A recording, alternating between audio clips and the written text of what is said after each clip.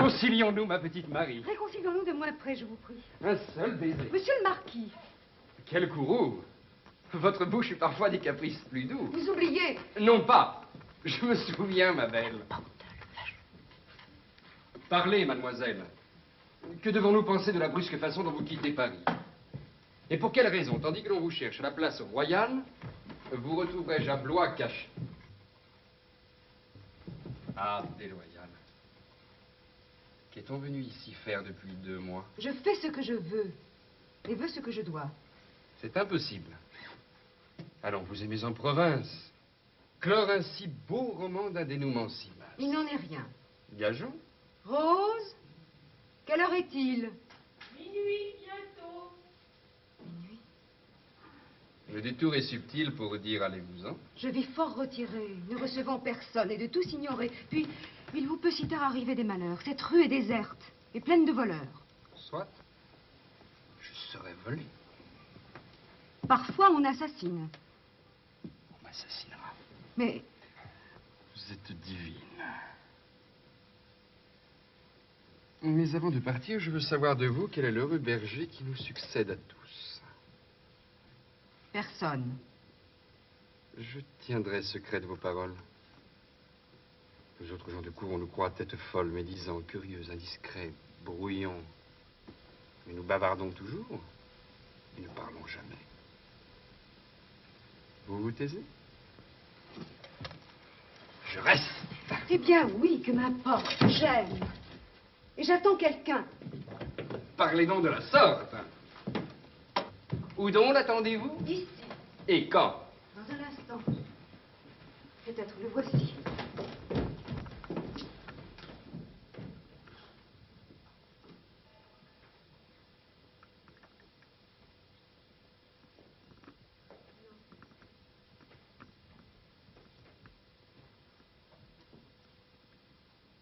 Vous voilà content.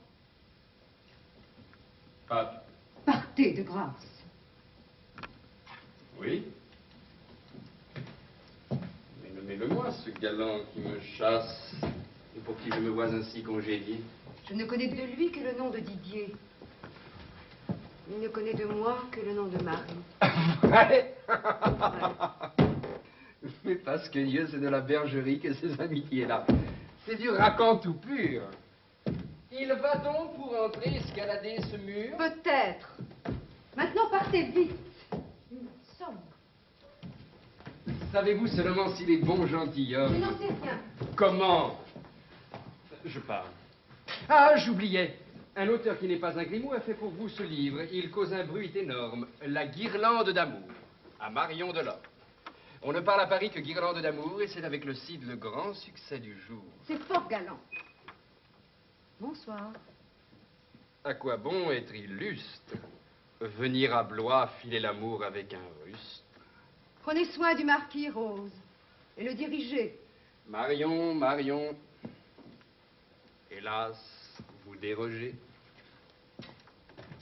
Va donc.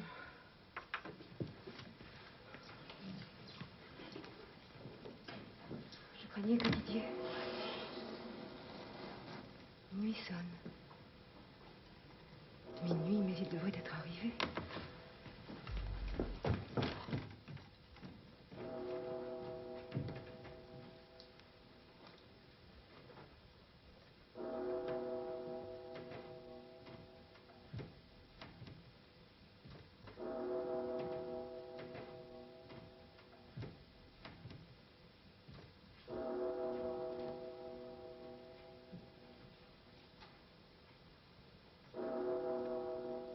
En retard. Déjà. Ah! Me laisser compter l'heure en vous attendant. J'hésitais à monter. Oh, monsieur.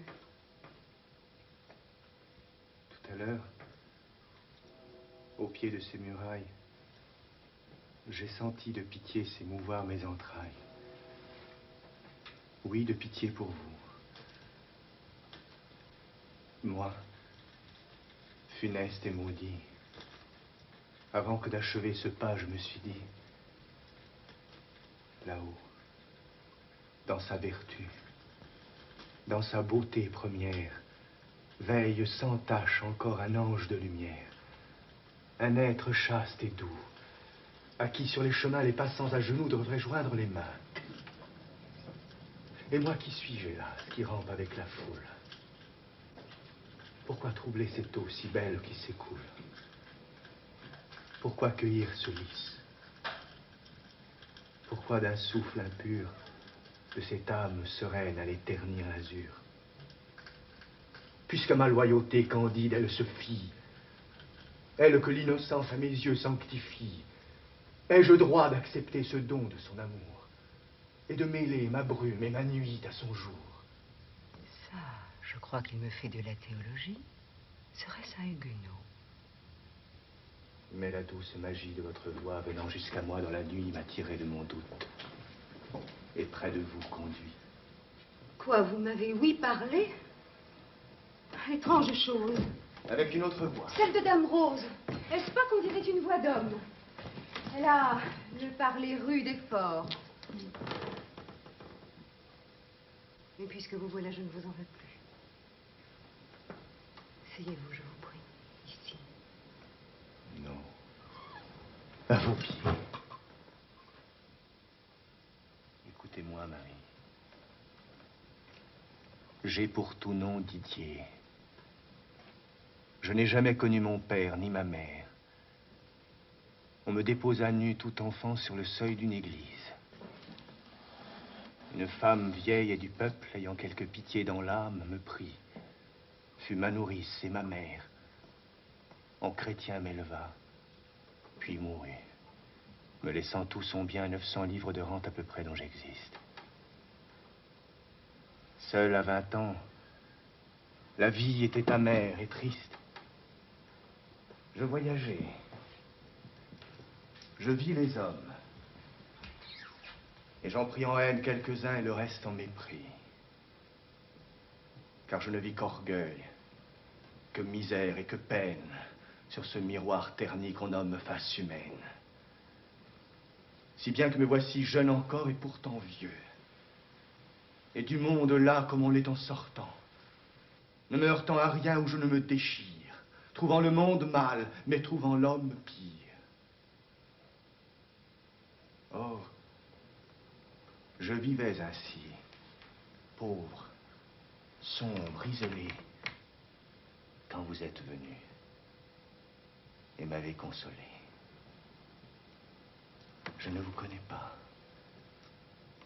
Au détour d'une rue, c'est à Paris qu'un soir vous m'êtes apparu. Puis je vous ai parfois rencontré. Et toujours j'ai trouvé doux vos yeux et tendres vos discours. J'ai craint de vous aimer. J'ai fui. Hasard étrange, je vous retrouve ici, partout, comme mon ange. Enfin, troublé d'amour, flottant, irrésolu, j'ai voulu vous parler. Vous avez bien voulu.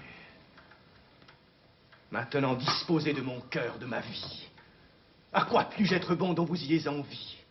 Quel est l'homme ou l'objet qui vous est importun? Voulez-vous quelque chose? Et voulez-vous quelqu'un qui meurt pour cela? Qui meurt sans rien dire et trouve tout son sang trop payé d'un sourire? Voulez-vous? Parlez, ordonnez, me voici. Vous êtes singulier, mais je vous aime ainsi. Vous m'aimez? Prenez garde, une telle parole, hélas, ne se dit pas d'une façon frivole. Vous m'aimez? Savez-vous ce que c'est que l'amour? Qu'un amour qui devient notre sang, notre jour, qui longtemps étouffé s'allume, et dont la flamme s'accroît incessamment, purifiant l'âme. Dites, est-ce l'amour dont vous parliez? Vraiment. Oh, vous ne savez pas, je vous aime ardemment. Cette vie où longtemps j'ai mis mon cœur rebelle, je la vois sous un jour qui la rend presque belle. Car jusqu'à vous, hélas, seule, errante, opprimée, j'ai lutté, j'ai souffert, je n'avais point aimé. Pauvre Didier. Marie. Eh bien, oui, je vous aime, oui, je vous aime. Autant que vous m'aimez vous-même plus, peut-être. C'est moi qui suivis tous vos pas et je suis toute à vous. Ah, ne me trompez pas. Pour croire à mon amour, que vous faut-il? J'écoute. Une preuve.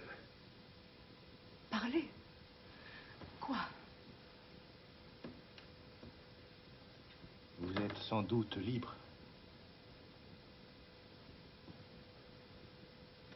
Oui. Prenez-moi pour frère, pour appui. Épousez-moi. Pourquoi suis-je indigne de lui? Eh bien,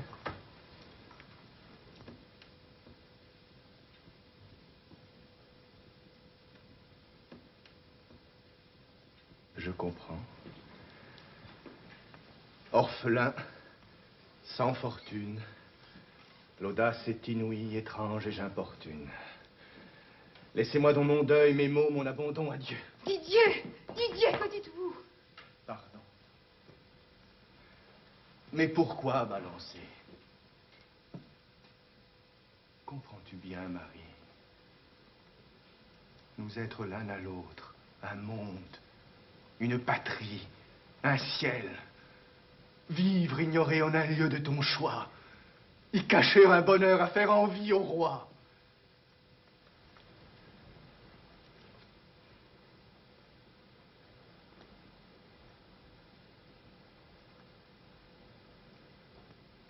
Je vous expliquerai.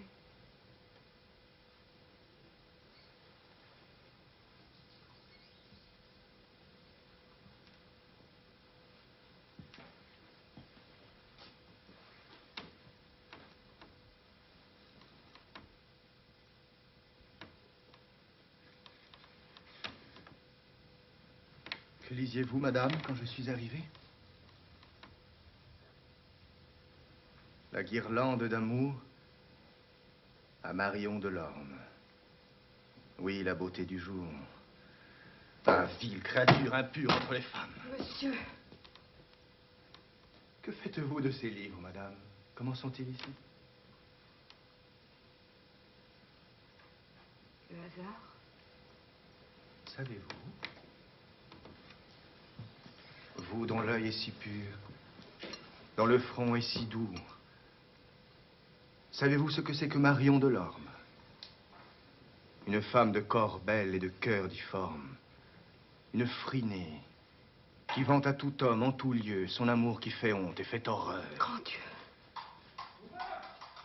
Quel bruit dans la place voisine. C'est quelqu'un qu'on assassine.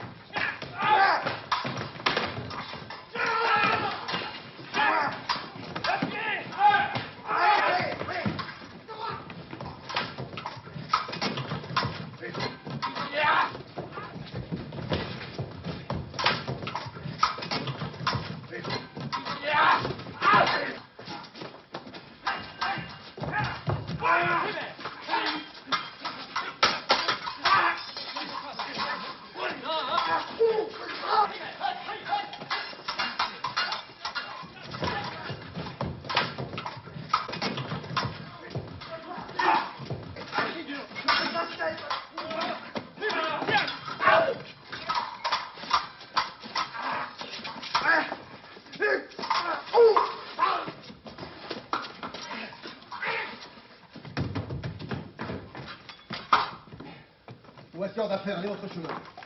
Je ne partirai pas sans vous serrer la main. Sans vous remercier, s'il vous plaît. Passez vite de vos remerciements, monsieur, je vous tiens quitte. Je vous remercierai. Et sans monter ici, ne pouviez-vous d'en bas me dire grand merci?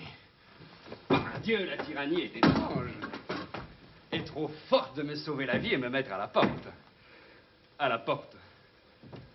C'est-à-dire à la fenêtre.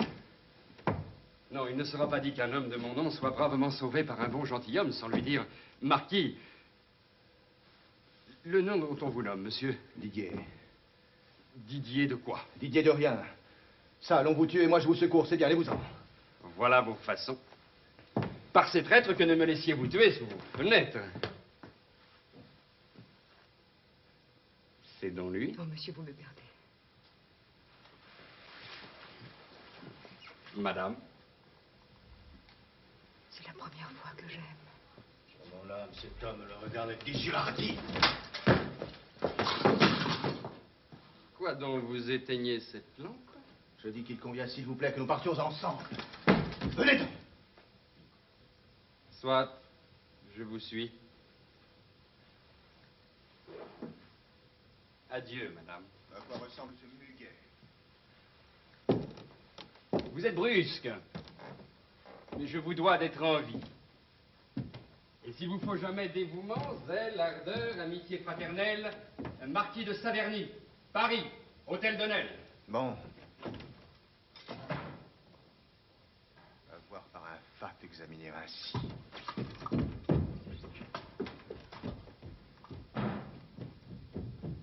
Votre route n'est pas là, la mienne est par ici.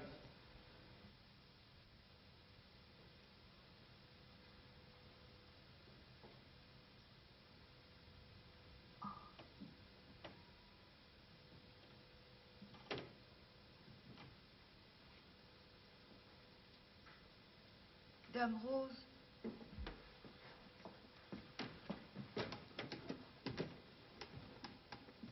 Fermez.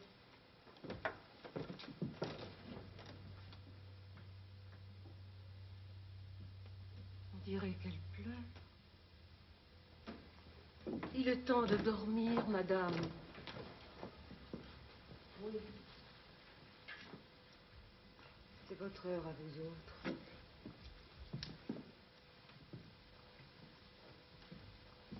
Venez m'accommoder.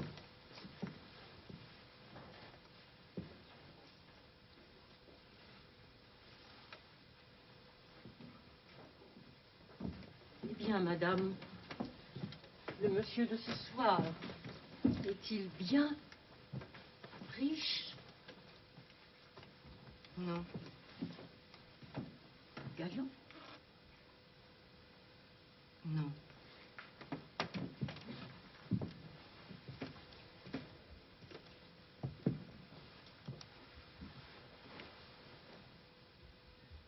Rose. Il ne m'a pas même baisé la main. Alors, qu'en faites-vous?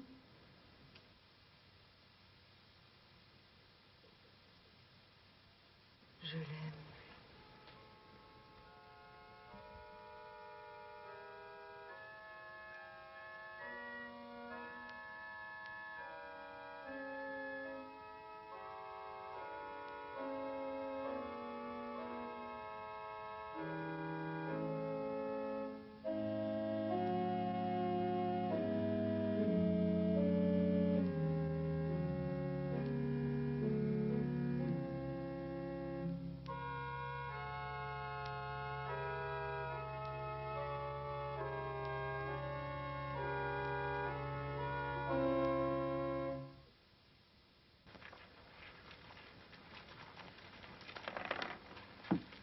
Gassé.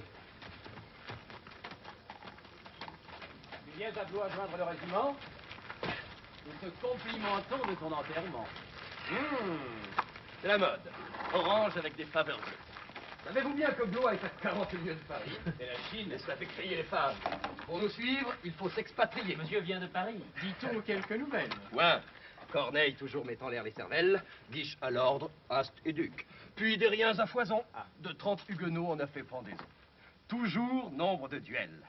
Le 3, c'était d'Angène contre Arquien pour avoir porté du point de Gênes.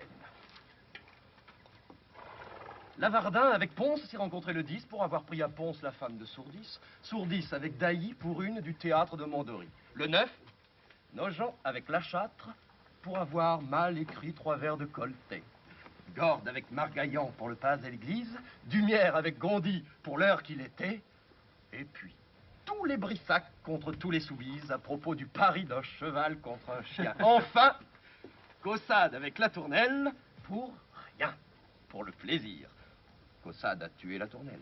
Heureux Paris, les duels ont repris de plus belle. De tous ces duels, que dit le roi? Le cardinal est furieux et veut un prompt remède au mal. Point de courrier du camp? Je crois que par surprise, nous avons pris Figuère, ou bien qu'on nous l'a prise. C'est à nous qu'on l'a prise. Et que dit de ce coup le roi? Le cardinal n'est pas content du tout.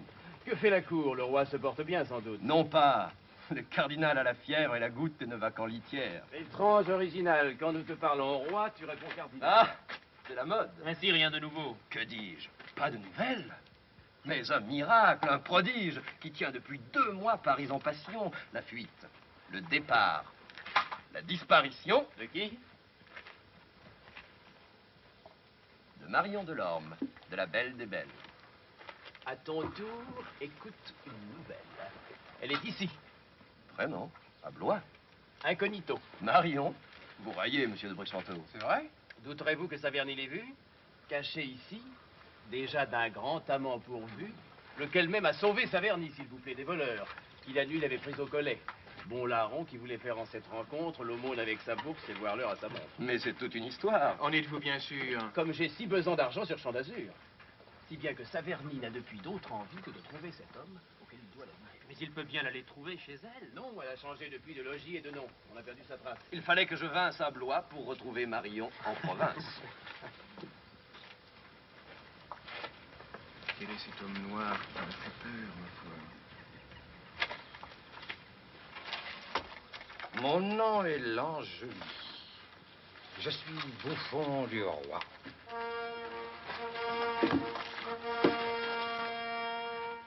On a dû nous chanter en fait de quoi d'autre. En polémique, lequel de vous deux fait voir l'autre? Ordonnance! Louis, par la grâce de Dieu, Manteau fleur d'Elysée qui cache Richelieu. Écoutez, messieurs. roi de France et de Navarre. Un beau nom dont jamais ministre n'est avare. À tous ceux qui feront ces présentes, salut! Ayant considéré que chaque roi voulut exterminer le duel par des peines sévères, que malgré les édits signés des rois non-pères, les duels sont aujourd'hui plus nombreux que jamais, ordonnons et mandons, voulons que désormais les duellistes, félons qui de sujet nous privent, qu'il en survive un seul ou que tous deux survivent, soient pour être amendés traduits en notre cour, et nobles ou vilains soient pendus haut et court.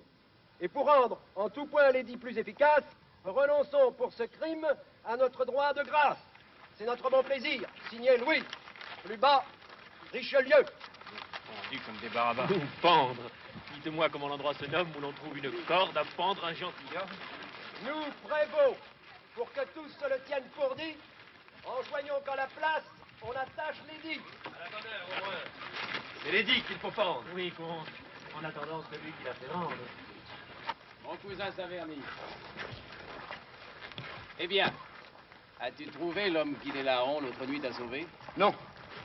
Par la ville en vain, je cherche, je m'informe. Les voleurs, le jeune homme et Marion Delorme, tout s'est évanoui comme un rêve qu'on a. Mais tu dois l'avoir vu quand il te ramena comme un chrétien tiré des mains de l'infidèle. Il a d'abord du poing renversé la chandelle. C'est étrange. Pourtant, tu le reconnaîtrais en le rencontrant. Non, je n'ai point vu ses traits. Sais-tu son nom? Didier. Ce n'est pas un nom d'homme, c'est un nom de bourgeois. C'est Didier qu'il se nomme. Beaucoup qui sont de race et qui font les vainqueurs ont bien de plus grands noms, mais non de plus grands cœurs. Moi, j'avais 6 voleurs. Lui, Marion Delorme. Il la quitte et me sauve. Ah, ma dette est énorme. Et je la lui paierai, je vous le jure à tous, de tout mon sang. Marquis, depuis quand payez-vous vos dettes? J'ai toujours payé celle qu'on paie avec du sang. Mon sang, c'est ma seule monnaie. Marquis de Saverny. Je voudrais bien revoir ce fat qui fut près d'elle effronté l'autre soir. J'ai son air sur le cœur. Saverny, C'est mon homme. connaissez-vous l'édit? Quel édit? Qui nous sommes de renoncer au duel? Mais c'est très ça. Oui, mais sous peine de la corde. Ah, tu railles jamais qu'on pende les vilains, c'est très bien. Dis toi-même, l'édit est sur le mur. Eh, cette face blême peut me le lire.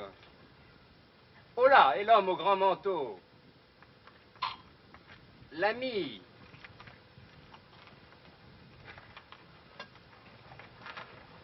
Mon cher. Je crois qu'il est sourd, Bréchanteau. Me parlez-vous? Pardieu, pour récompense honnête, lisez-nous l'écriteau placé sur votre tête. Moi?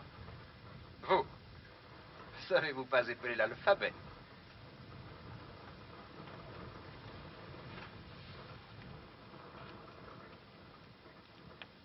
C'est l'édit qui punit tout bretteur du gibet, qu'il soit noble ou vilain. Vous vous trompez, brave homme. Sachez qu'on ne doit pas pendre un bon gentilhomme. Et qu'il n'est dans ce monde où tout droit nous sont dus que les vilains qui soient faits pour être pendus. Ce peuple est insolent. Vous lisez mal, mon maître. Mais vous avez la vue un peu basse. Peut-être ôtez votre chapeau, vous lirez mieux. Ôtez. Ah, prenez garde à vous, monsieur, vous m'insultez. Maintenant que j'ai lu ma récompense honnête, il me la faut. Marquis, c'est ton sang, c'est ta tête. Nos titres à tous deux, certes, sont bien acquis. Je le devine, peuple. Il me flaire, marquis. Peuple et marquis pourront se colter ensemble. Marquis, si nous mêlions notre sang que ensemble. Monsieur, vous allez vite et tout n'est pas fini. Je me nomme Gaspard, marquis de Saverny. Que m'importe. Voici mes deux témoins. Le comte de Gassé. L'on n'a rien à dire sur son compte. Et monsieur de Villac, qui tient à la maison La Feuillade, dont est le marquis d'Aubusson. Maintenant, êtes-vous noble homme? Que t'importe. Je ne suis qu'un enfant trouvé sur une porte et je n'ai pas de nom. Mais cela suffit bien, j'ai du sang qu'à répandre en échange du tien. Non pas, monsieur, cela ne peut suffire en somme. Mais un enfant trouvé de droit et gentilhomme attendu qu'il peut l'être. Et que c'est plus grand mal dégrader un seigneur qu'anoblir un vassal. Je vous rendrai raison, votre œuvre? Tout de suite. Soit, vous n'usurpez pas la qualité susdite. Une épée. Il n'a pas d'épée. Ah, parce que Dieu sait mal. On vous prendrait pour quelqu'un de bas-lieu. La voulez-vous? Elle est fidèle et bien trempée. Pour faire une folie, ami, prenez l'épée d'un fou. Vous êtes brave et lui ferez honneur. En échange, écoutez, pour me porter bonheur, vous me laisserez prendre un bout de votre corde. Soit. Maintenant, Dieu fasse au bon miséricorde. Un bon duel, c'est charmant. Mais où nous mettre? Sous ce réverbère. Allons, messieurs, êtes-vous fous, on n'y voit pas. Non, c'est borgné par Saint-Georges. On y voit assez clair pour se couper la gorge. Allons, Marquis. Monsieur, à vos ordres. En garde.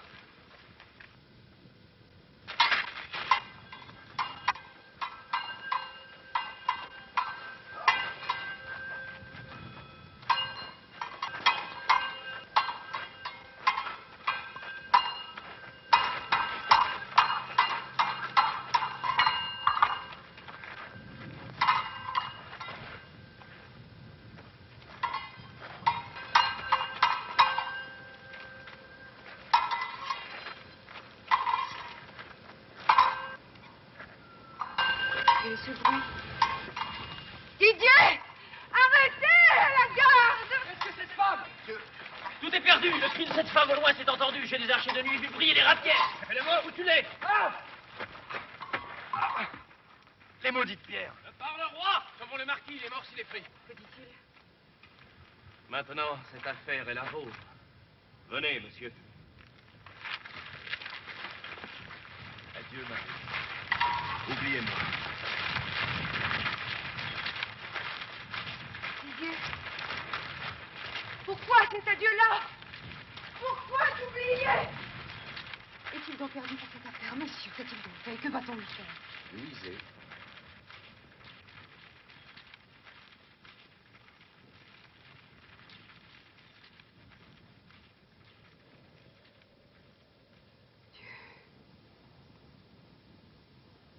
Juste Dieu. La mort. Ils me l'ont pris. Ils le tueront. C'est moi qui le perds par mes cris. Dieu les cachot la mort. Peut-être la torture. Peut-être, si l'on veut. Mais je puis d'aventure voir le roi. Le roi porte un cœur vraiment royal. Il fait grâce. Oui, le roi, mais non le Mais cardinal. qu'en ferez-vous donc? L'affaire est capitale, il faut qu'il roule au bas de la pente fatale. C'est horrible. Monsieur, vous me glacez d'effroi. Mais qui donc êtes-vous? Je suis bouffon du roi. Oh, mon Didier, je suis indigne, vil, infâme. Mais ce que Dieu peut faire avec les mains des femmes, je te le montrerai. Je te suis. Dieu sait tout.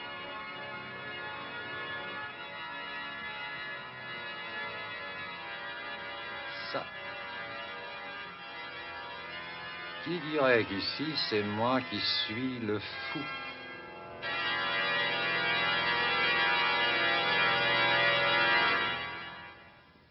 Ça, vous étiez présent, monsieur, à l'Algarade? Monsieur, j'avais l'honneur d'être son camarade. Il est mort. Le marquis de Saverny. Bien mort. D'une botte poussée en tierce, qui d'abord a rompu le pourpoint, puis s'est fait une voie entre les côtes par le poumon jusqu'au foie, qui fait le sang, ainsi que vous devez savoir, si bien que la blessure était horrible à voir. Est-il mort sur le coup? À peu près, son martyre a peu duré. J'ai vu succéder au délire le spasme, puis au spasme un affreux tétanos, et l'emprostotonos à l'opistotonos. Ah, d'après cela, voyez-vous, je calcule qu'il est faux que le sang passe par la jugule, et qu'on devrait punir Péquet et les savants qui, pour voir leurs poumons, ouvrent des chiens vivants. Mort. Ce pauvre marquis.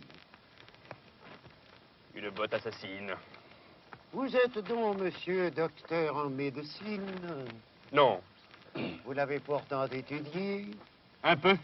Dans Aristote. Aussi vous en parlez, morbleu. Ma foi, je suis d'un cœur fort épris de malice.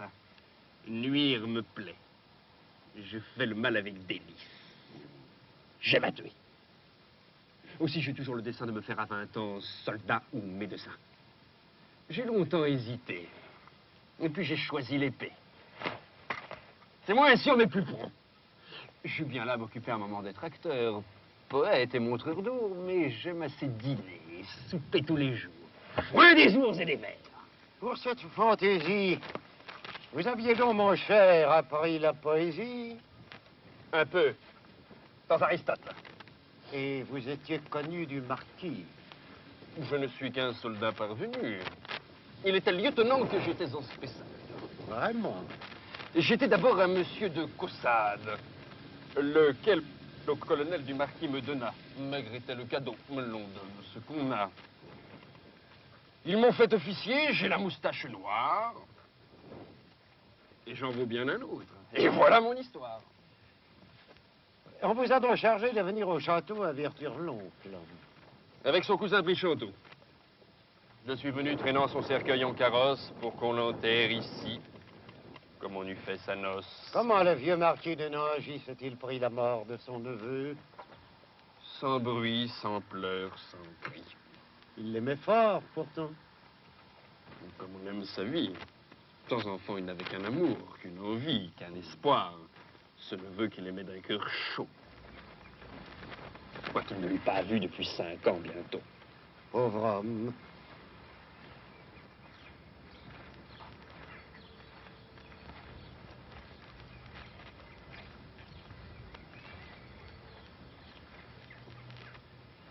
Mon bon oncle. Je rousse à l'oreille. Mais depuis qu'il est mort, il se porte à merveille. Regarde, Brichanteau. Pourquoi m'as-tu forcé de lui porter ce coup que je t'ai trépassé?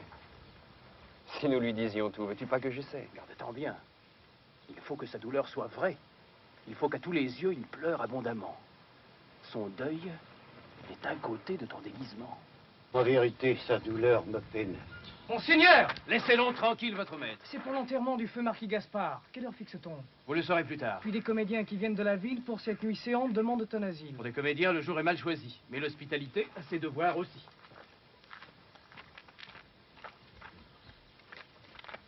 C'est le sceau de l'État, oui, le grand sceau de cire rouge. Allons, quelque affaire. Ouvrons vite. Messire, lieutenant criminel, on vous fait ici part que Didier, l'assassin du feu marquis Gaspard, s'est échappé. Mon Dieu, c'est un malheur énorme. Une femme, qu'on dit la Marion de l'Orme, l'accompagne. Veuillez au plus tôt revenir. Vite. des chevaux. Moi qui croyais le tenir bon, une affaire encore manquée et mal conduite. Malheur.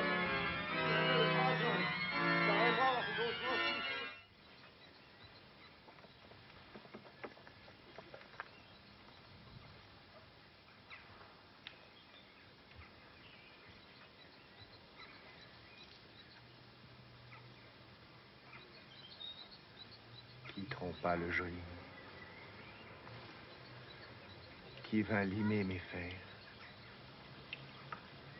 Qui descendit du ciel pour me suivre aux enfers? Avec le prisonnier qui donc se fit captive? Avec le fugitif qui se fit fugitif? Quel autre eut ce cœur plein de ruse et d'amour qui délivre, soutient, console tour à tour? Moi, fatal et méchant, m'as-tu pas, faible femme, sauvée de mon destin, hélas, et de mon âme? N'as-tu pas eu pitié de ce pauvre opprimé? Moi que tout haïssais, ne m'as-tu pas aimé? Didier, c'est mon bonheur, vous aimer et vous suivre. Oh, laisse de tes yeux, laisse, que je m'enivre. Dieu voulut, en mêlant une âme à mon limon, accompagner mes jours d'un ange et d'un démon.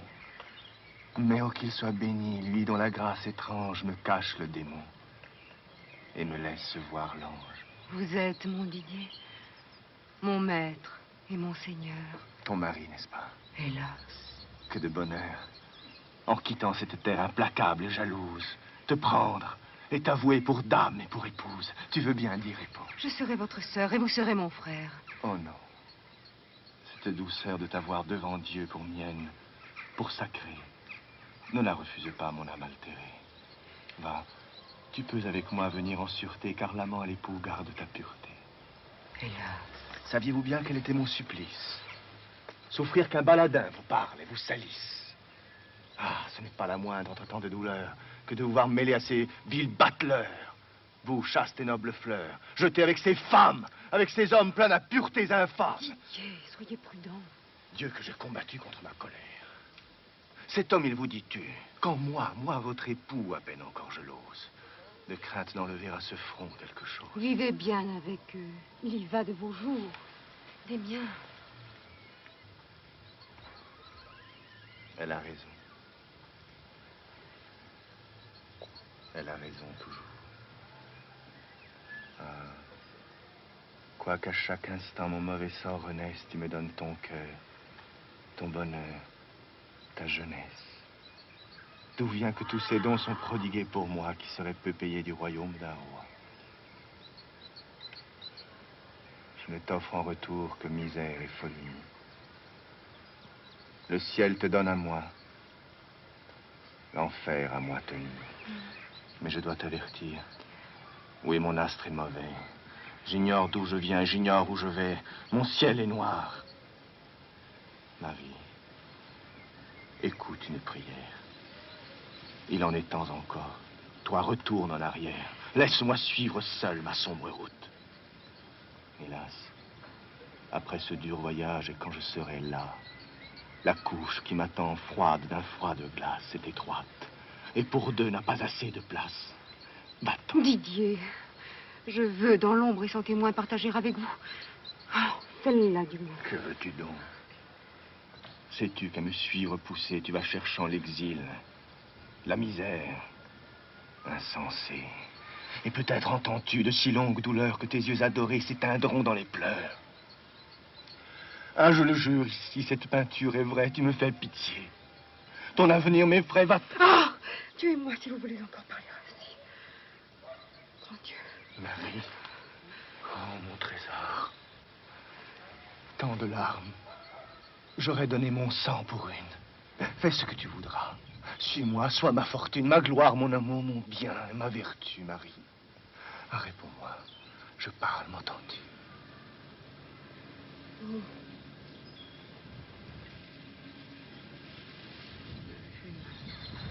Moi qui mourrais pour elle. me fait pleurer. Méchant. Vous êtes belle. Un seul baiser. Au front. Pur comme nos amours.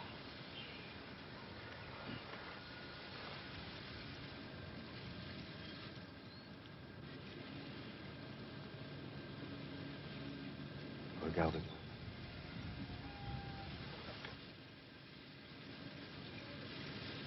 Encore. Ainsi. Toujours. On appelle Donna Chimène, dans la grange. Par Dieu, c'est Marion. L'aventure est étrange. Chimène. Restez là, vous, monsieur le jaloux. Je veux vous taquiner. Grand Dieu! Contenez-vous. Qui donc lui fait courir le pays de la sorte? Serait-ce le galant qui m'a prêté main forte et sauvé l'autre soir? Son Didier? C'est cela. Monsieur, je prends congé de vous. Ah, vous voilà, monsieur.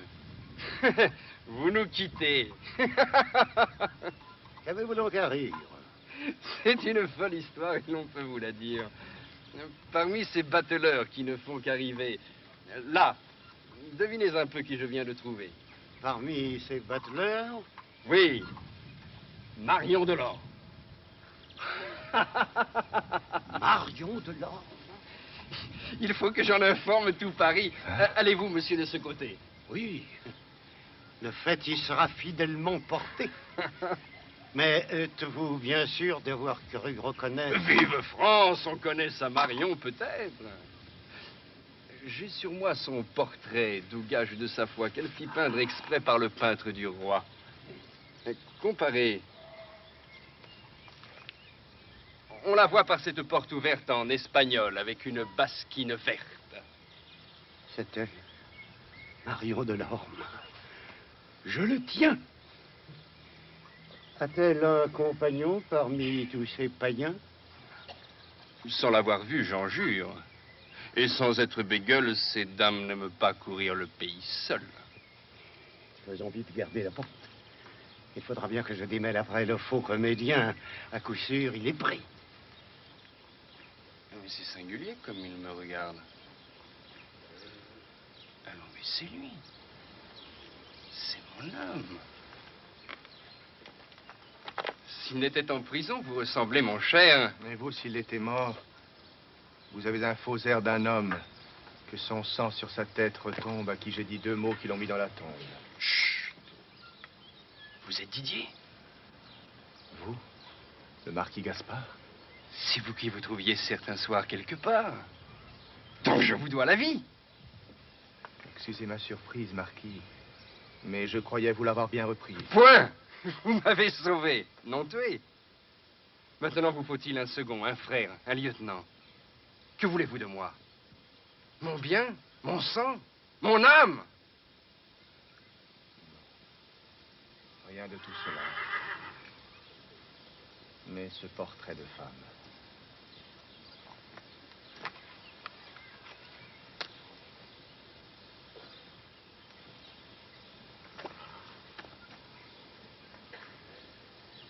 Oui. Voilà son beau front. Ses yeux verts. Son cou blanc. Surtout son air candide. Il est bien ressemblant. Vous trouvez? C'est pour vous, dites qu'elle fit faire ce portrait. Maintenant, c'est vous qu'elle préfère. Vous qu'elle aime et choisit entre tant d'amoureux. Heureux homme.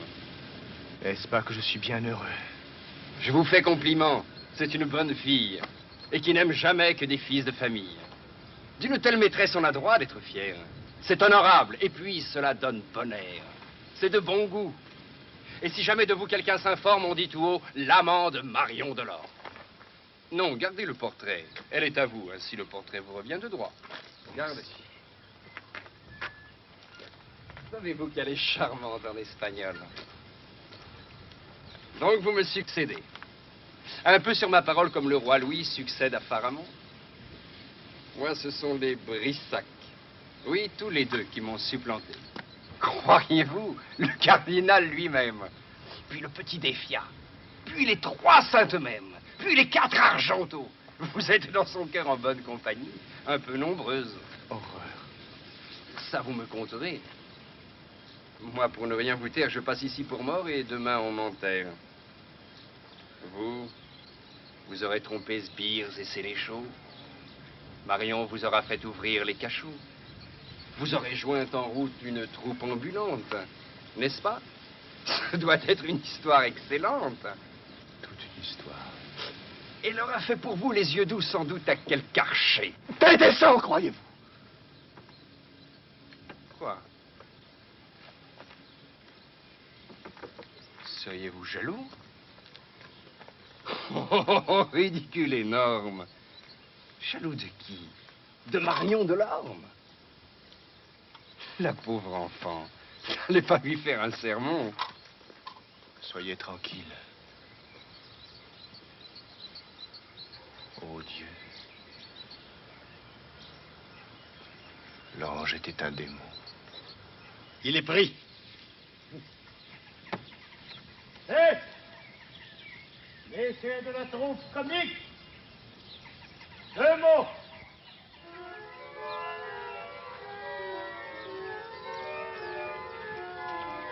Un nouveau ton.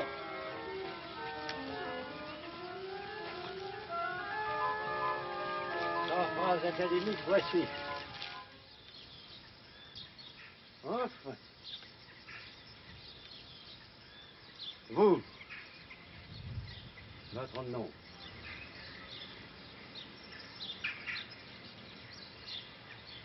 Je suis Didier. Didier.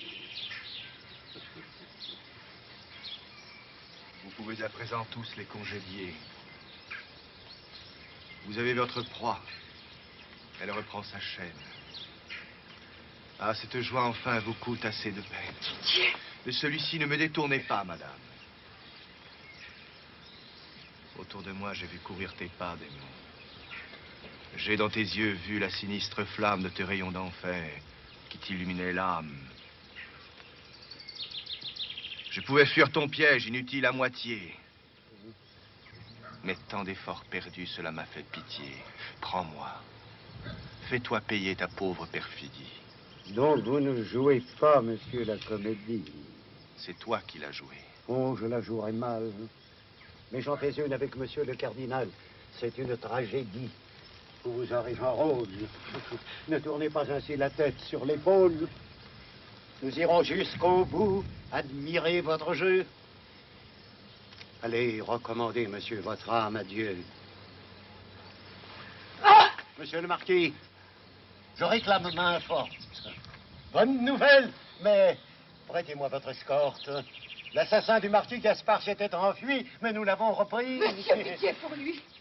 Vous, à mes pieds, madame, et ma place est au vôtre. Oh, monseigneur le juge, ayez pitié des autres, si vous voulez qu'un jour, un juge plus jaloux, prêt à punir aussi, prenne pitié de vous. Mais quoi? C'est un sermon, vraiment, que vous nous faites. Ah, madame, régnez au bal, brillez aux fêtes, mais ne nous prêchez point. Pour vous, je ferai tout, mais cet homme a tué, c'est un meurtre. Debout! Tu mens, ce n'est qu'un duel. Monsieur... Tu mens, te dis-je. De sang et du sang. Oui, cette rigueur m'afflige, il a tué. Tué qui? Le marquis Gaspard de Saverny, neveu de ce digne vieillard. Un seigneur parfait. C'est la plus grande perte pour la France et le roi. S'il n'était pas mort, certes, je ne dis pas, mon cœur n'est pas de roche. Et si... Celui que l'on croit mort n'est pas mort. Le voici. Gaspard de Saverny. Mais à moins un prodige.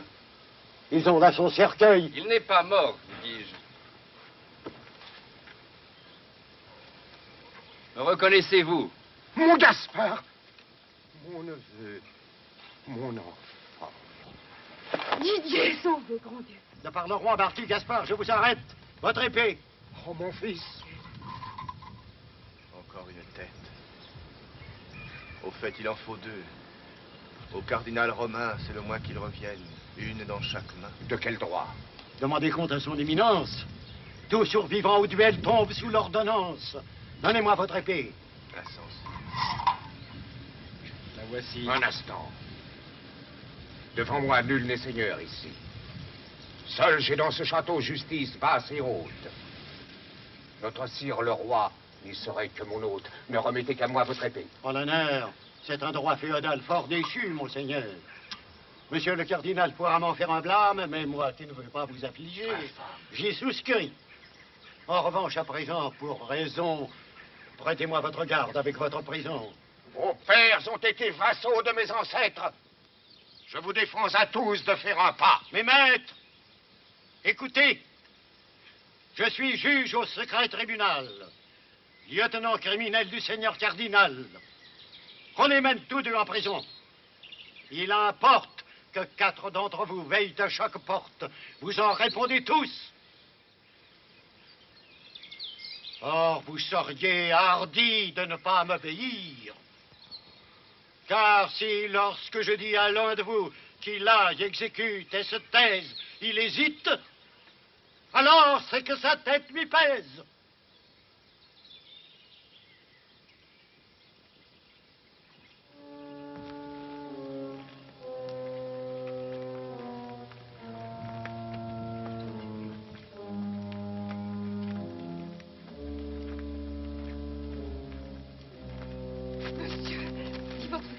Ce soir, je vous dirai 2 mots si vous me venez voir.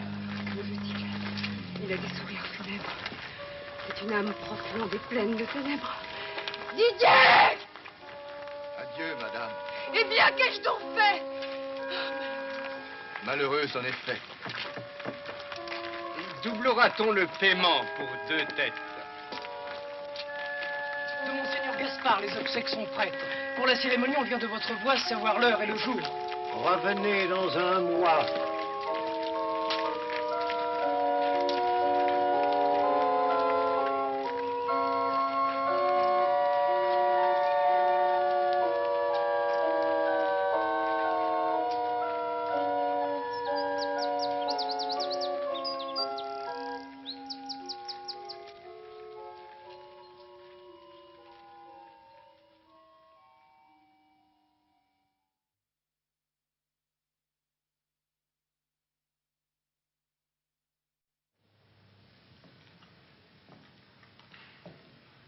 Condamné? Condamné. Bien. Mais le roi fait grâce. C'est un droit de son trône, un devoir de sa race. Soyez tranquille, il est de cœur comme de nos fils d'Henri IV. Moi, j'en suis le compagnon. Fif et Dieu, nous avons pour le père avec joie usé plus d'un pourpoint de fer, et non de soie. Marquis a les offices, montrez vos cheveux gris. Et pour tout plaidoyer, dites devant votre sein gris que Richelieu lui donne une raison meilleure. Mais cachez-vous d'abord, il viendra tout à l'heure.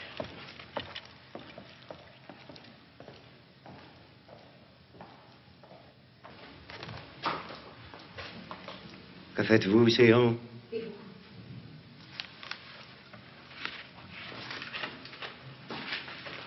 Signez au roi.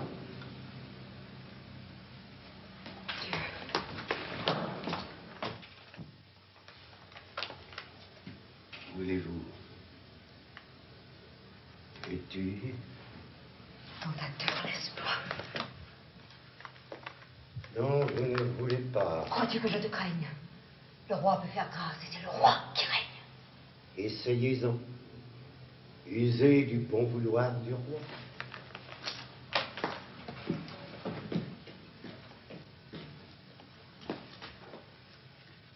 Prenez garde qu'un jour je ne veuille plus, moi. Monsieur le duc, ici vous êtes capitaine. Ah, charmante, c'est vous. Que voulez-vous, ma reine? Voir le roi. Quand? Sur l'heure. Et l'ordre est bref. Pourquoi? Pour quelque chose. Allons, faites venir le roi. Comme elle y va. C'est un refus. Mais je suis vôtre. Nous sommes-nous jamais rien refusé l'un l'autre? Il faut bien, monseigneur. Mais parlerai-je au roi? Mais parlez d'abord au duc. Je vous donne ma foi que vous verrez le roi tout à l'heure au passage. Mais causons cependant. Sa petite et ton sage, vous en noir, on dirait une dame d'honneur. Vous aimiez tant à rire autrefois. Monseigneur, je ne ris plus. Par Dieu, je crois qu'elle pleure. Vous. Monseigneur le duc, je peux parler sur l'heure au roi. Mais dans quel but? Est-ce aussi contre le cardinal? Oui, duc. Entrez ici. Je mets les mécontents dans cette table. Ne sortez pas avant le signal. Juste pour le marquis fait ce coup hasardeux. Il n'en coûte pas plus de travailler pour deux.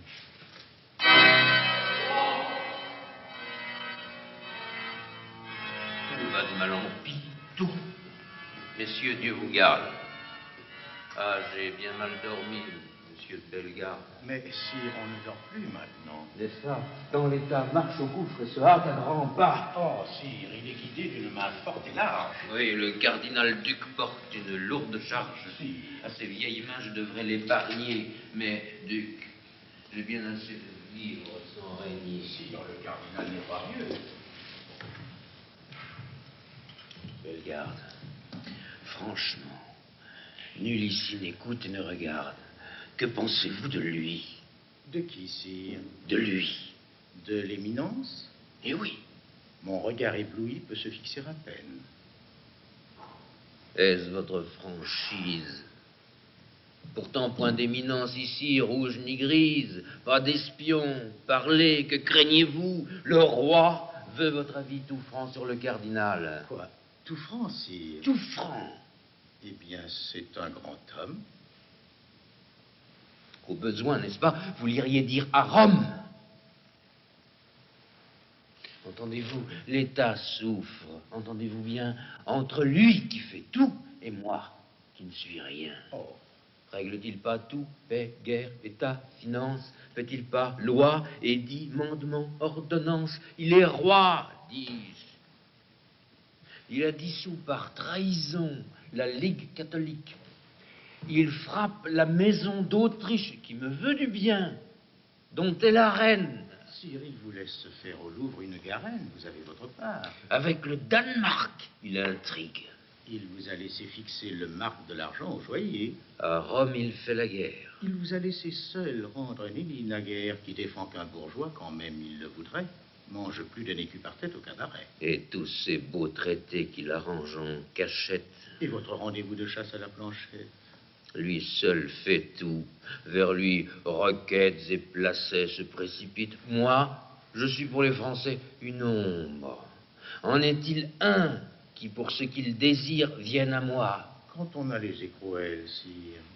Il veut donner mon ordre à monsieur de Lyon, son frère. Mais non pas, j'entre en rébellion. Mais on m'a dégoûté des siens. Sur l'envie. Sa nièce Combalet mène une belle vie. La médisance. Il a 200 gardes à pied. Mais il n'en a que 100 à cheval. Oh, c'est pitié. Sire, il sauve la France. Oui, duc. Il perd mon âme. D'un bras, il fait la guerre à nos païens. L'infâme de l'autre, il signe un pacte aux huguenots suédois. Et puis, si j'osais compter les têtes sur mes doigts, les têtes qu'il a fait tomber en grève, toutes de mes amis, sa pourpre est faite avec des gouttes de leur sang, et c'est lui qui m'habille de deuil. Traite-t-il mieux les siens, épargne-t-il Saint-Priel? S'il a pour ceux qu'il aime une tendresse amère, certes, il m'aime ardemment. Il m'exile ma mère. Mais sire, il croit toujours agir à vos souhaits. Il est fidèle, sûr, dévoué. Je le hais. Oh, je suis bien à plaindre. Et toujours cette pluie. Votre Majesté donc souffre bien. Je m'ennuie. Moi, le premier de France, en être le dernier. Je changerai mon sort au sort d'un braconnier. Ah, chasser tout le jour, en vos allures franches, n'avoir rien qui vous gêne, et dormir sous les branches. Rire des gens du roi, chanter pendant l'éclair, et vivre libre au bois comme un oiseau dans l'air. Justice. Contre qui? Contre un tyran sinistre, Armand, qu'on nomme ici le cardinal ministre. Grâce. Pour qui? Didier. Pour le marquis Gaspard de Saverny. J'ai vu ces deux noms quelque part. Sire, grâce et justice. Et quel titre le vôtre? Je suis l'oncle de l'un. Vous? Je suis sœur de l'autre. Or ça, l'oncle et la sœur, que voulez-vous ici? De cette main justice et de l'autre merci. Moi, Guillaume, marquis de Nangis, capitaine de Sans-Lance, baron du Mont et de la Plaine, contrairement du Plessis cardinal Richelieu, requiert mes deux seigneurs, le roi de France et Dieu. C'est de justice, enfin, qu'ici je suis en quête. Gaspard de Saverny, pour qui je fais requête, est mon neveu. Parlez pour les deux, monseigneur. Il eut le mois dernier une affaire d'honneur avec un gentilhomme, avec un capitaine, un Didier, que je crois de noblesse incertaine. Ce fut un tort. Tous deux ont fait en braves gens, mais le ministre avait aposté des sergents. Je sais l'affaire. Assez. Qu'avez-vous à me dire? Je dis qu'il est bien temps que vous y songiez, sire. Que le cardinal-duc a de sombres projets et qu'il boit le meilleur du sang de vos sujets. Votre père, Henri, de mémoire royale, n'eût pas frappé ainsi sa noblesse loyale. Il ne la frappait point sans y fort regarder et bien garder par elle. Il la savait garder. Il savait qu'on peut faire avec des gens d'épée quelque chose de mieux que des têtes coupées. Ils sont bons à la guerre. Il ne l'ignorait point. Lui, dont plus d'une balle a troué le pourpoint. Ce temps était le bon. J'en fus. Et je l'honore. Un peu de seigneurie y palpitait encore. Sire, en des jours mauvais, comme ceux où nous sommes, croyez un vieux. Gardez un peu de gentilshommes. Soyez plus ménagers des peines du bourreau. C'est lui qui doit garder son estoc au fourreau, non pas nous. D'échafaud, montrez-vous économe. Craignez d'avoir un jour à pleurer tel brave homme, tel vaillant de grand cœur dont à l'heure qu'il est, le squelette blanchi aux chaînes du gibet. Donc, je vous dis, avant que rien ne s'accomplisse, qu'à tout prendre, il vaut mieux un combat qu'un supplice. Que ce n'est pas la joie et l'honneur des États de voir plus de besogne aux bourreaux qu'aux soldats. Que c'est un pasteur dur pour la France où vous êtes, un prêtre qui se paie d'une digne tête, et que cet homme illustre entre les inhumains qui touche à votre sceptre a du sang de ses mains. Monsieur le cardinal est mon ami. Qui m'aime, l'aimera. Assez. C'est un autre moi-même. C'est... Plus de harangue à troubler nos esprits. Ce sont les harangueurs qui font nos cheveux gris. Pourtant, sire, un vieillard, une femme qui pleure. C'est de vie et de mort qu'il s'agit à cette heure. Que demandez-vous donc? La grâce de Gaspard. La grâce de Dieu. Tout ce qu'un roi départ en grâce, trop souvent est pris à la justice. Oh, dire, à notre deuil que le roi compatisse. Savez-vous ce que c'est? Deux jeunes insensés par un duel, jusqu'au fond de l'abîme poussés. Mourir, grand Dieu, mourir sur un gibet infâme. Vous aurez pitié d'eux. Je ne sais pas, moi, femme, comment on parle au roi. Pleurer peut-être est mal. Mais c'est un monstre, enfin, que votre cardinal. Pourquoi le en veut-il quand il fait? Il n'a même jamais vu mon Didier. Hélas, qu'il a vu l'aime. Mon Dieu, les jeunes gens, savent-ils ce qu'ils font? Pour un mot, un coup d'œil, un geste, souvent, au fond, ce n'est rien. On se blesse, on s'irrite, on s'emporte. Les choses tous les jours se passent de la sorte. Chacun de ces messieurs le sait. Demandez-leur, sire. Est-ce pas, messieurs? Oh, Dieu, l'amour malheur. Dire que d'un mot, vous pouvez sauver deux têtes. Oh, je vous aimerais, sire, si vous le faites. Grâce. Grâce. Mon Dieu, si je savais parler, vous verriez. Vous diriez, il faut la consoler, c'est une pauvre enfant. Son Didier, c'est son âme. J'étouffe, ayez pitié. Qu'est-ce que cette femme? Une sœur, Majesté, qui tremble à vos genoux.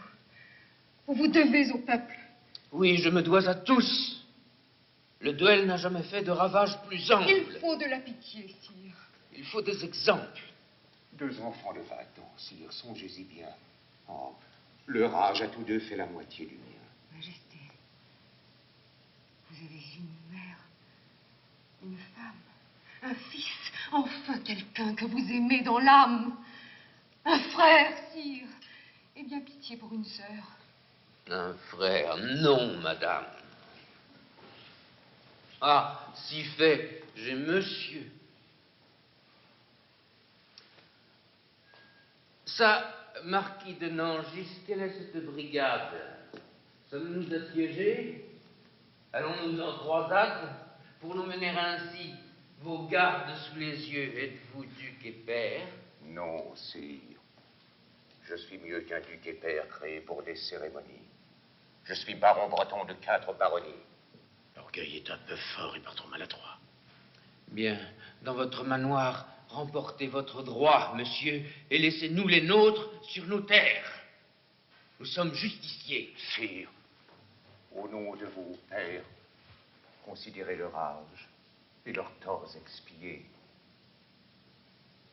et l'orgueil d'un vieillard qui se brise à vos pieds. Grâce. Du roi Henri, votre père et le nôtre, je fus le compagnon. Et j'étais là quand l'autre monstre enfonça le poignard. Jusqu'au soir, je gardai mon roi mort, car c'était mon devoir.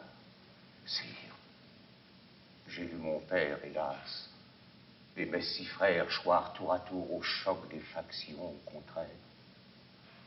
Le Seigneur a brisé mes membres tour à tour de sa barre de fer. Voici la fin du jour. Et j'ai le dernier coup. Sire, Dieu vous conserve.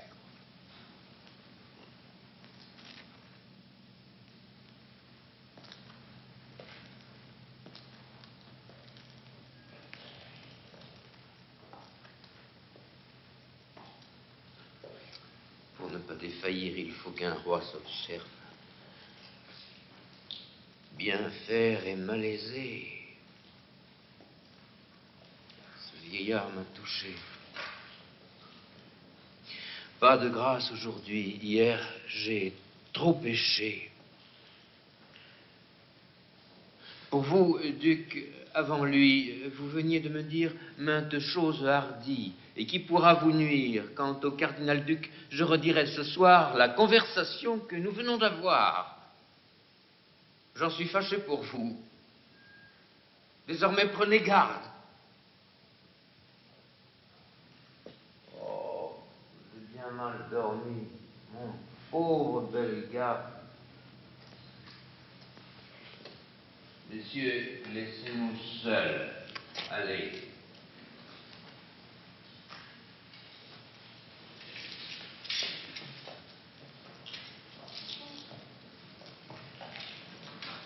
Demeure, toi.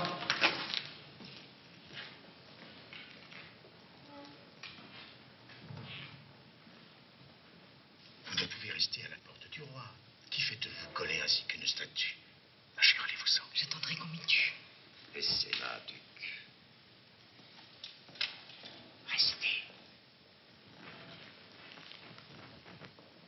L'Angely. L'Angely, viens. J'ai le cœur malade et l'amertume emplie. Point de rire à la bouche et dans mes yeux arides, point de pleurs. Toi qui seul quelquefois me dérides, viens. Toi qui n'as jamais peur de ma majesté, fais luire dans mon âme un rayon de gaieté. N'est-ce pas que la vie est une chose amère, sire? Hélas. Et que l'homme est un souffle éphémère? Un souffle et rien de plus. N'est-ce pas, dites-moi, qu'on est bien malheureux d'être homme et d'être roi, sire? On a double charge. Et plutôt qu'être au monde, que mieux vaut le tombeau si l'ombre en est profonde. Je l'ai toujours dit. Sire, être mort ou pas né, voilà le seul bonheur. Mais l'homme est condamné. Que tu me fais plaisir de parler de la sorte. Une fois au tombeau, pensez-vous qu'on en sorte? Nous le saurons plus tard. J'en voudrais être là. Fou, je suis malheureux. Entends-tu bien cela? Je le vois. Vos regards, votre face amaigrie, votre deuil. Et comment veux-tu donc que je rie? Car avec moi, vois-tu, tu perds ta peine. À quoi te sert de vivre, donc? Beau métier, fou de roi, grelot faussé, pantin qu'on jette et qu'on ramasse, dont le rire vieilli n'est plus qu'une grimace. Que fais-tu sur la terre? À jouer, arrêter. Pourquoi vis-tu? Je vis par curiosité. Mais vous, à quoi bon vivre? Ah, je vous plains dans l'âme, comme vous êtes roi, mieux vaudrait être femme. Je ne suis qu'un pantin dont vous tenez le fil, mais votre habit royal cache un fil plus subtil que tient un bras plus fort. Et moi, j'aime mieux être pantin aux mains d'un roi sire qu'aux mains d'un prêtre. Tu ris. Mais tu dis vrai, c'est un homme infernal. Satan pourrait-il pas s'être fait cardinal si c'était lui dont j'ai l'âme ainsi possédée? Qu'en dis-tu? J'ai souvent, sire, eu la même idée. Ne parlons plus ainsi, ce doit être un péché. Vois comme le malheur sur moi s'est attaché, je veux chasser la mer, je veux pêcher la plaine. Suis-je assez malheureux? Oui, votre vie est pleine d'affreux chagrins. Comment me consolerais-tu? Tenez, un autre encore. Vous tenez pour vertu, avec raison, cet art de dresser les alettes à la chasse aux perdrix. Un bon chasseur poulette fait cas du fauconnier. Le fauconnier est Dieu. Eh bien, il en est deux qui vont mourir sous peu. À la fois? Oui. Dis donc. Deux fameux. Qui, de grâce? Ces jeunes gens pour qui l'on vous demande des grâces. Ce Gaspard, ce Didier? Je crois que oui. Les derniers. Quelle calamité! Vraiment deux fauconniers. Avec cela que l'art se perd. Ah, duel funeste. Moi mort, cet art aussi s'en va, comme le reste. Pourquoi ce duel? Mais l'un à l'autre soutenait que la lettre au grand vol ne vaut pas la fanet. Il avait tort. Pourtant, le cas n'est pas pendable. Mais, après tout, mon droit de grâce est imperdable. Au gré du cardinal, je suis toujours trop doux. Richelieu veut leur mort. Sire, que voulez-vous?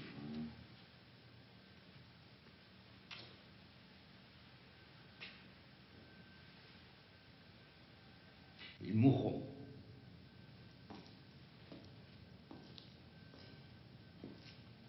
C'est cela. Pauvre fauconnerie.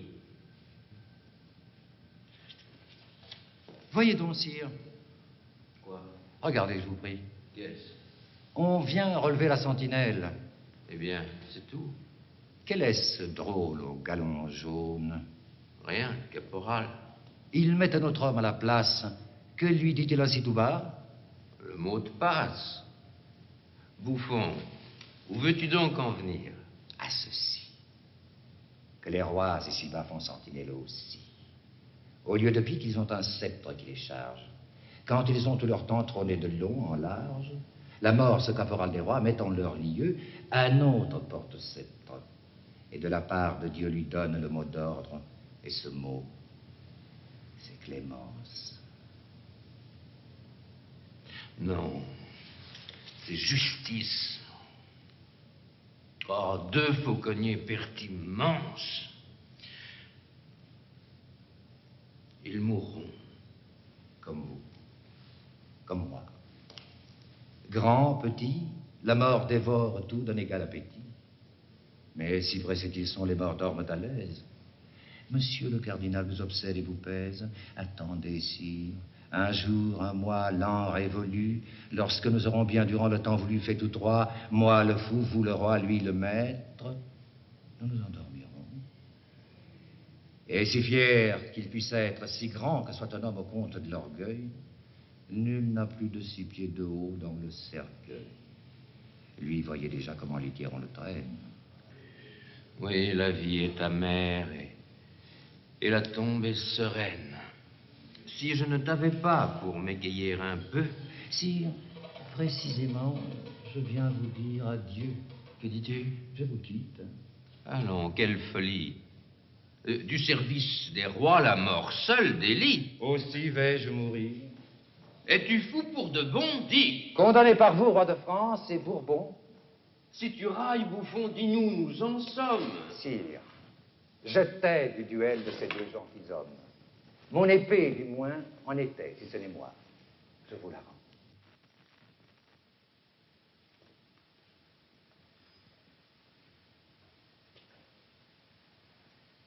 Une épée. Oui, ma foi.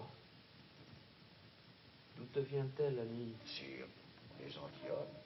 Vous n'avez pas fait grâce au coupable, en somme, j'en suis.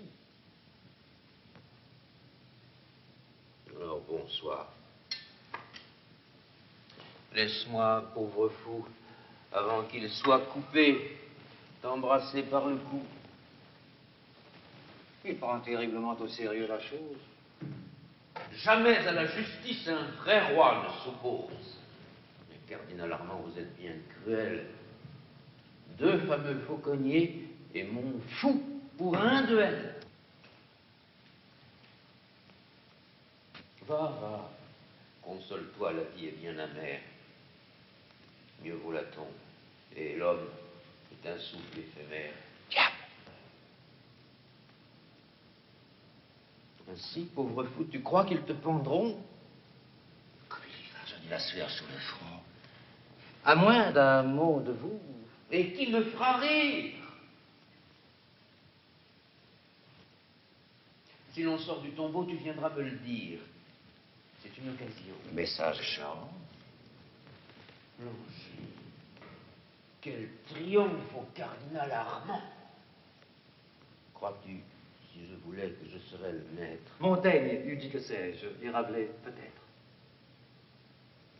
Bouffon, un parchemin.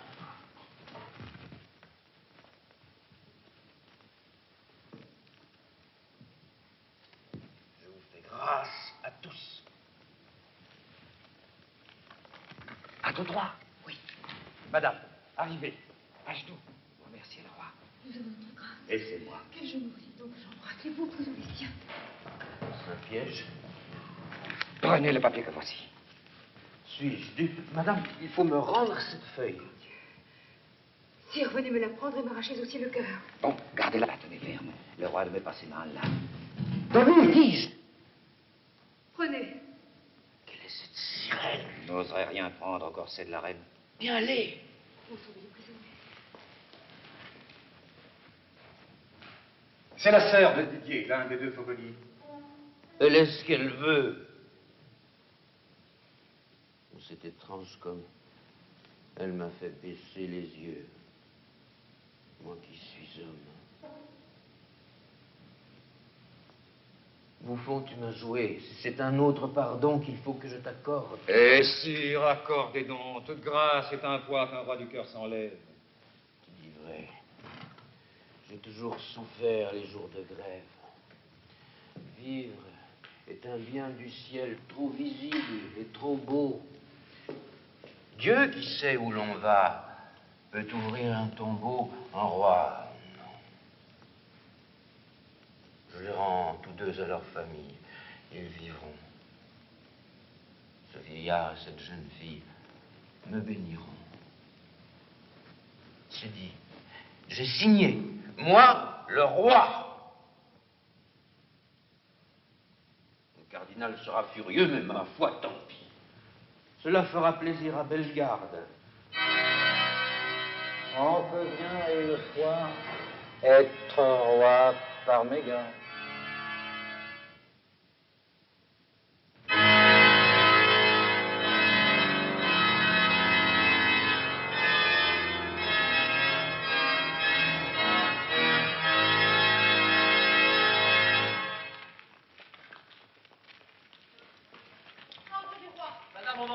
Comment?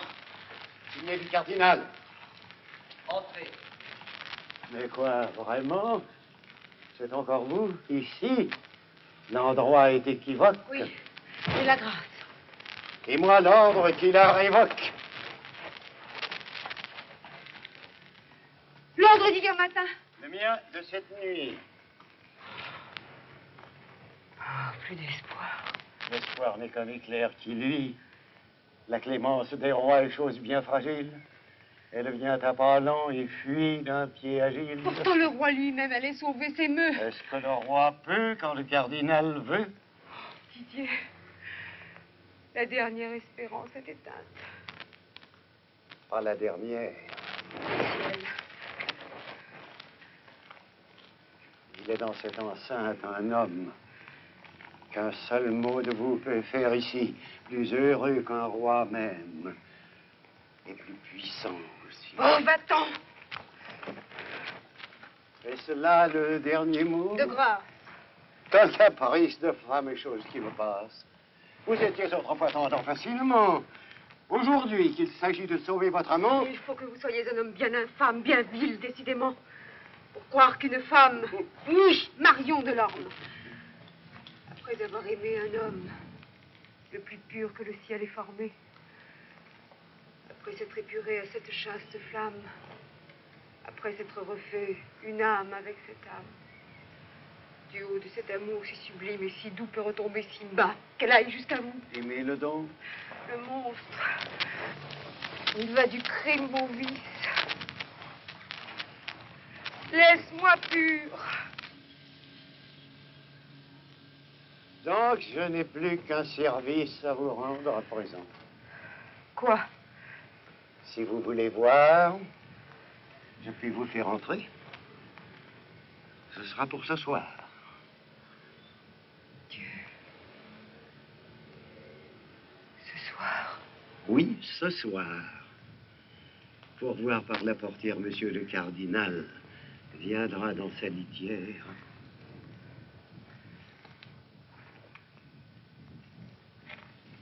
Comment feriez-vous donc pour les faire évader? Si vous vouliez, alors je puis faire garder cette brèche par où viendra l'éminence, par deux hommes à boire. Du bruit. On vient, je pense. Et vous les sauveriez? Oui. Pour tout dire ici, les murs ont trop d'écho. Ailleurs.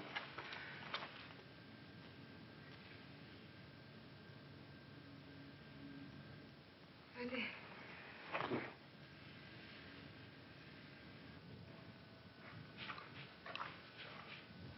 Merci.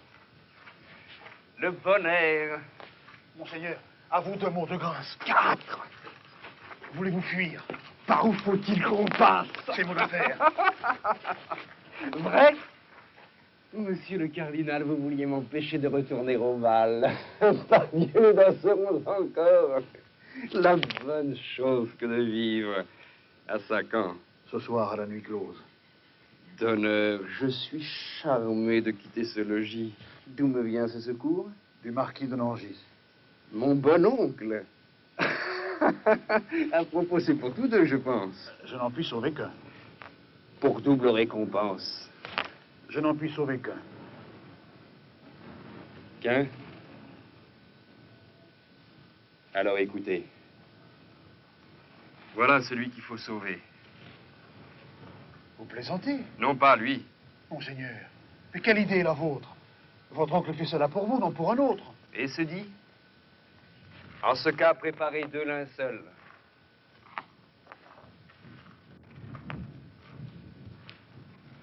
Bon, il ne pourra pas rester un instant seul. Messieurs, un conseiller du roi près la grande chambre va venir. Bien.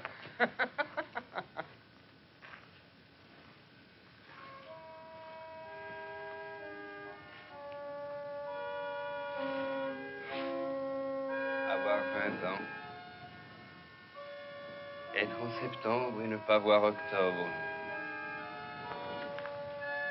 Est-ce pas ennuyeux?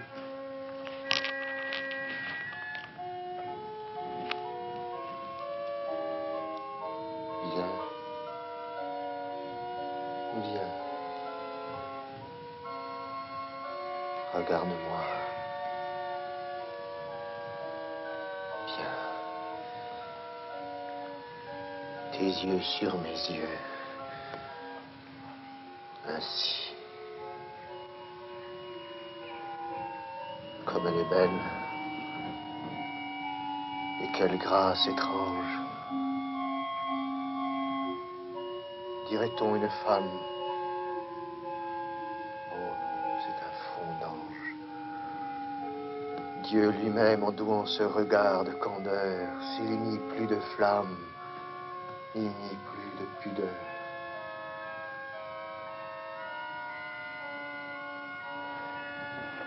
Reviens là.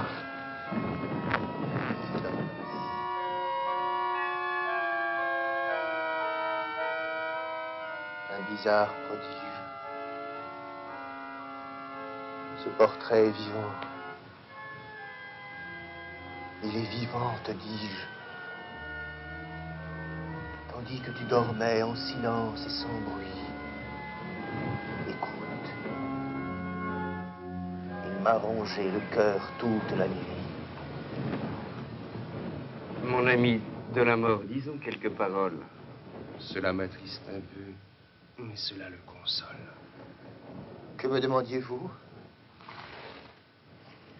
Je n'ai point écouté. Car depuis qu'on m'a dit ce nom, il m'est resté un étourdissement, dont j'ai l'âme affaiblie. Je ne me souviens pas. Je ne sais pas. J'oublie. La mort. Ah. Parlez-moi de la mort, mon ami.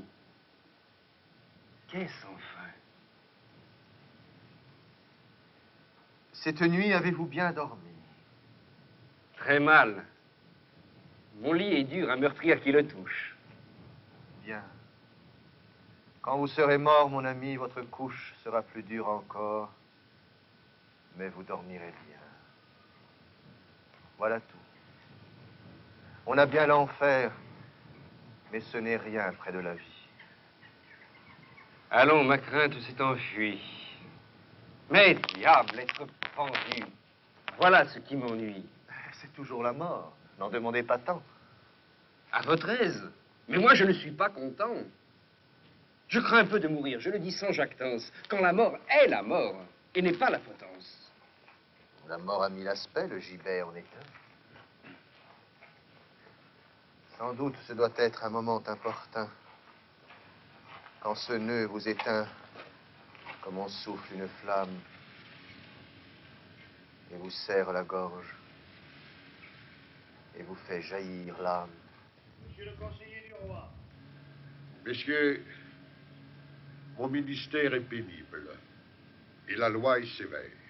J'entends. Il n'est plus d'espérance. Eh bien, parlez, monsieur. Nous, Louis, roi de France et de Navarre, au fond, rejetons le pourvoi que les 10 condamnés ont formé près du roi. Pour la forme, dès l'heure ayant l'âme touchée, nous commuons leur peine à la tête tranchée. À la bonne heure. Ainsi, messieurs, tenez-vous prêts. Ce doit être aujourd'hui. Je disais donc après la mort, qu'on ait mis le cadavre en claie, qu'on ait sur chaque membre élargi quelques plaies, qu'on ait tordu les bras, qu'on ait brisé les os, qu'on ait souillé le corps de ruisseaux en ruisseaux, de toute cette chair morte, sanglante, impure, l'âme immortelle sort sans tache et sans blessure. Messieurs, occupez-vous de passer ce grand pas. Pensez-y bien. Monsieur, ne m'interrompez pas. Plus de gibet. Je sais. On a changé la fête. Le cardinal ne va qu'avec son coupe-tête. Il faut bien l'employer, la hache rouillerait. Tiens, vous prenez cela froidement. Mais l'intérêt est grand, pourtant. Merci de la bonne nouvelle. Monsieur, je la voudrais meilleure encore. Mon zèle... Ah, pardon. À quelle heure? À 9 heures, ce soir. Bien. Que Que du moins le ciel, comme mon cœur, soit noir.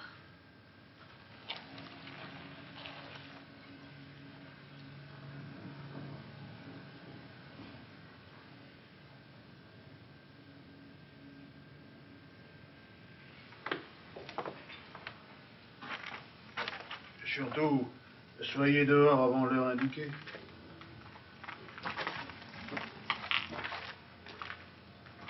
Ses lèvres est un fer rouge.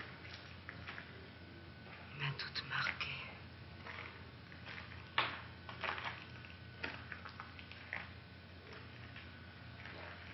Didier. Didier! Didier!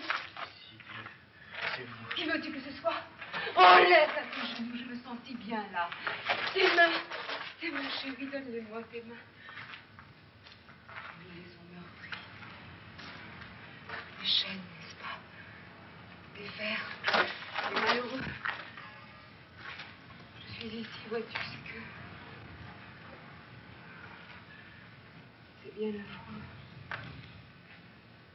Qu'avez-vous à pleurer? Non. Est-ce que je pleure? Non, je ris. Nous allons nous enfuir tout à l'heure.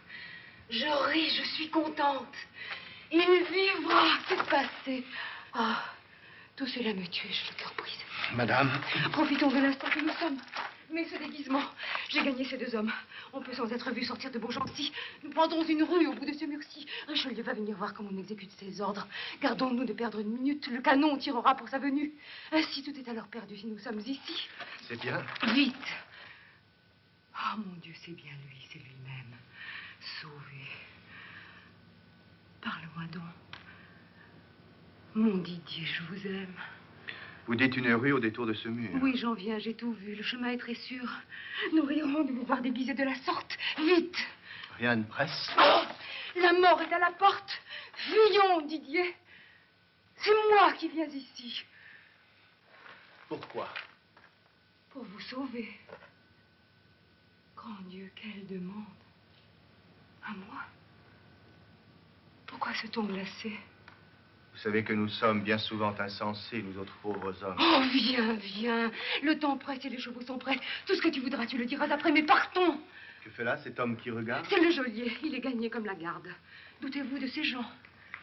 Vous avez l'air frappé. Non, rien. C'est que souvent l'on peut être trompé. Oh, viens.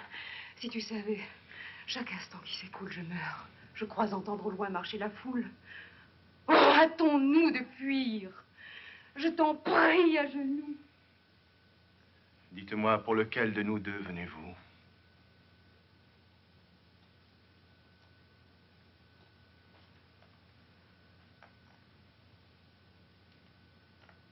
Vous êtes mal pour moi. Vous avez quelque chose. Il faut me dire tout. Vous savez, on suppose souvent le mal et puis plus tard, on est fâché quand un malheur arrive pour un secret caché. Oh. J'avais autrefois ma part dans vos pensées. Toutes ces choses-là sont-elles donc passées? Ne m'aimez-vous donc plus?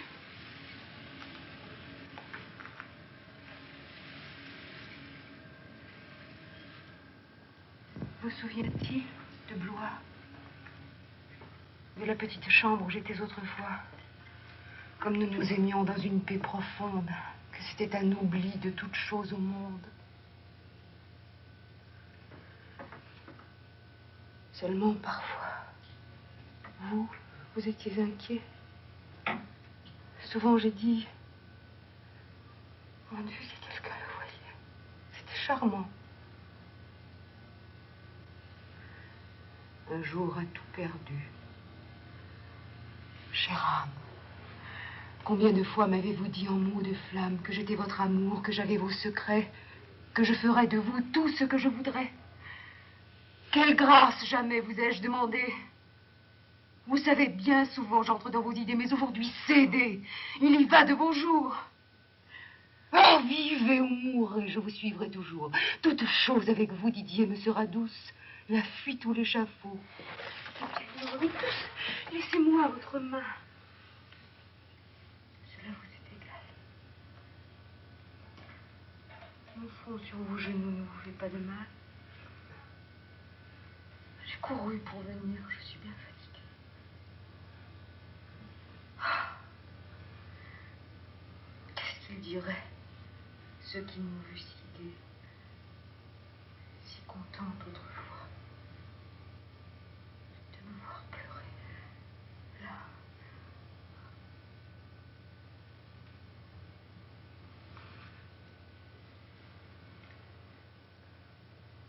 As-tu quelques griefs sur moi? Dis-moi cela. Hélas, souffre à tes pieds la pauvre malheureuse. C'est une chose, amie, vraiment bien douloureuse que je ne puisse pas obtenir un seul mot de vous. Enfin, on dit ce qu'on a. Non, plutôt poignardez-moi. Rien. Mes larmes sont taries. Je veux te sourire. Je veux que tu ris. Et si tu ne ris pas, je ne t'aimerai plus. Je fuis assez longtemps tout ce que tu voulus, c'est ton tour.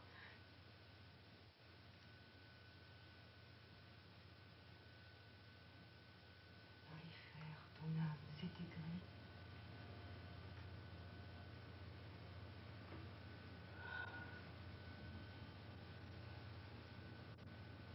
Parle-moi, voyons.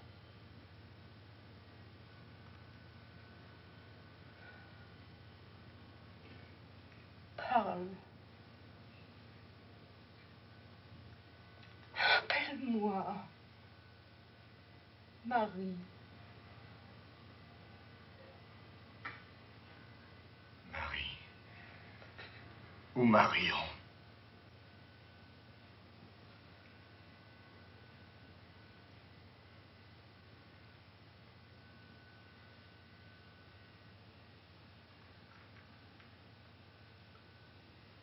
Soyez clément. Madame, on n'entre pas ici facilement. Les bastilles d'État sont nuit et jour gardées. Les portes sont de fer, les murs ont 20 coudées. Pour que devant vos pas la prison s'ouvre ainsi. À qui vous êtes de vous prostituer ici? Personne. Je devine. Didier, j'en jure ici par la bonté divine, c'était pour vous sauver. Vous arracher d'ici pour fléchir les bourreaux, pour vous sauver. Qu'on soit jusque-là, sans pudeur et sans âme, c'est véritablement une honte, madame. Où donc est le marchand d'opprobre et de mépris qui se fait acheter ma tête à de tels prix? Où donc est le geôlier, le juge? Où donc est l'homme que je le crase et que je le broie comme ceci?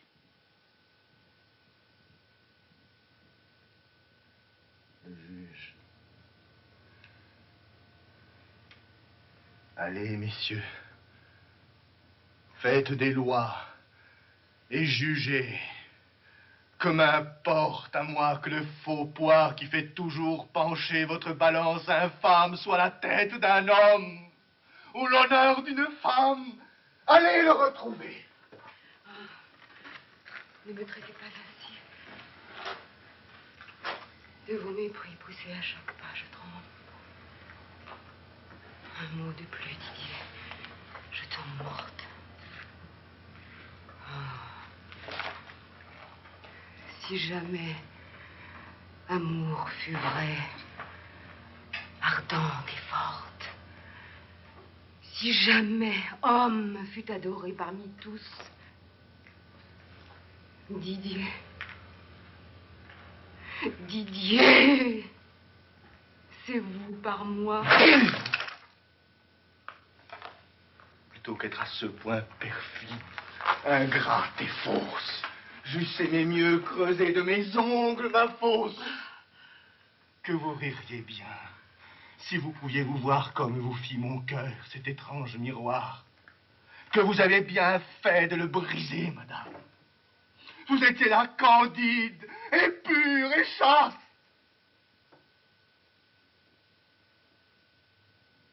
Ô femme, que t'avait fait cet homme, au cœur profond et doux, et qui t'a si longtemps aimé à deux genoux. L'heure passe. Ah, le temps marche et l'instant s'envole. Didier, je n'ai pas le droit de dire une parole. Je ne suis qu'une femme à qui l'on ne doit rien. Vous m'avez réprouvée, maudite, et c'est bien. Et j'ai mérité plus que haine et que risée. Et vous êtes trop bon. Et mon âme brisée vous bénit. Mais voici l'heure affreuse. Ah, fuyez. Le bourreau se souvient de vous, qu'il oubliait. Mais j'ai disposé tout, vous pouvez fuir. Écoute, ne me refuse pas. Tu sais ce qu'il m'en coûte. Frappe-moi! Laisse-moi dans l'opprobre où je suis, repousse-moi du pied, marche sur moi, mais fuis! Fuir? Qui fuir? Il n'est rien que j'ai au monde à fuir hors vous. Et je vous fuis, et la tombe est profonde. L'heure passe. Viens, fuis! Je ne veux pas. Pitié! Pour qui? Te voir saisi quand tu es, te voir lié, te voir... Non... D'y penser, j'en mourrais d'épouvante. Oh, dis, viens. Veux-tu que je sois ta servante? Veux-tu me prendre avec mes crimes expiés pour avoir quelque chose à fouler sous tes pieds? Celle que tu daignais nommer au jour d'épreuve. Épouse. Alors voilà qui vous fait veuve. Didier! L'heure est passée. Non!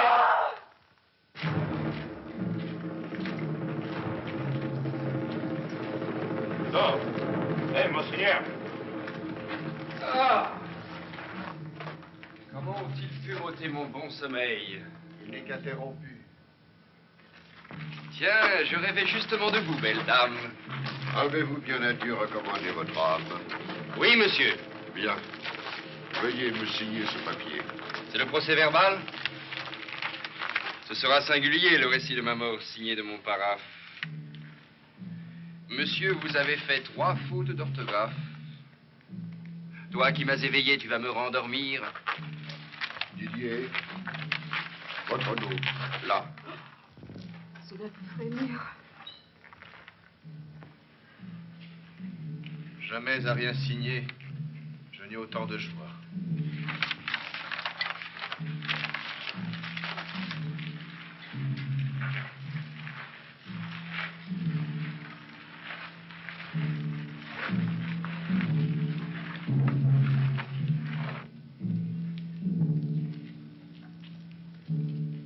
Monsieur, rangez-vous donc, pour que cet enfant voie.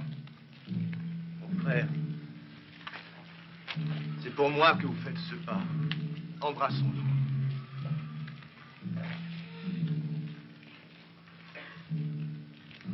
Et moi, vous ne m'embrassez pas? Didier, embrassez-moi. C'est mon ami, madame. Oh, que vous me traitez durement, faible femme, qui sans cesse au genou, ou du juge ou du roi, demande grâce à tous pour... à vous, pour moi. Eh bien, non. Non, mon cœur se brise. C'est horrible. Non, je l'ai trop aimée. Il est bien impossible de la quitter ainsi. Non, c'est trop malaisé. De garder un front dur quand le cœur est brisé. Viens, viens dans mes bras. Je vais mourir. Je t'aime. Et te le dire ici, c'est le bonheur suprême. Viens, pauvre femme. Ah, dites-moi vraiment. Est-il un seul de vous qui, dans un tel moment, refusa d'embrasser la pauvre infortunée qui s'est à lui sans cesse et tout à fait donné? J'avais tort! J'avais tort!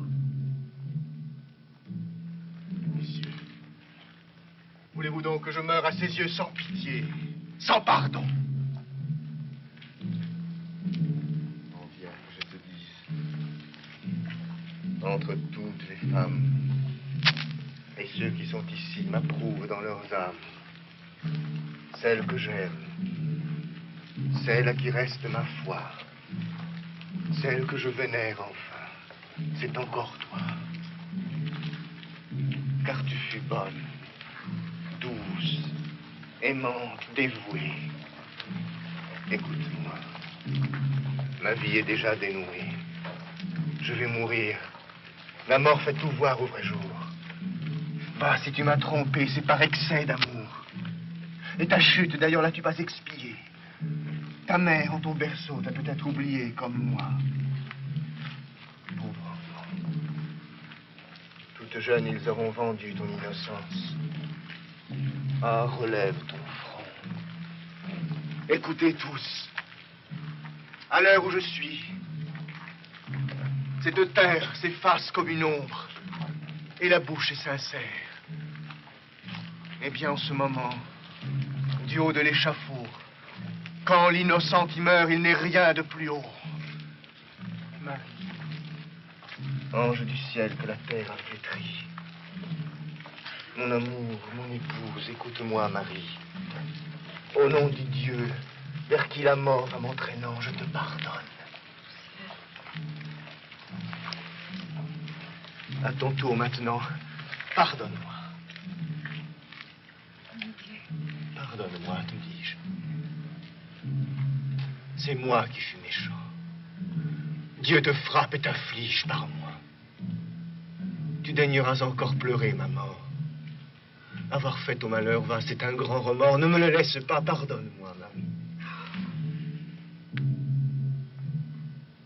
Dis un mot. Tes mains sur mon front, je t'en prie. Ou si ton cœur est plein, si tu ne peux parler, fais-moi signe. Je meurs, il faut me consoler.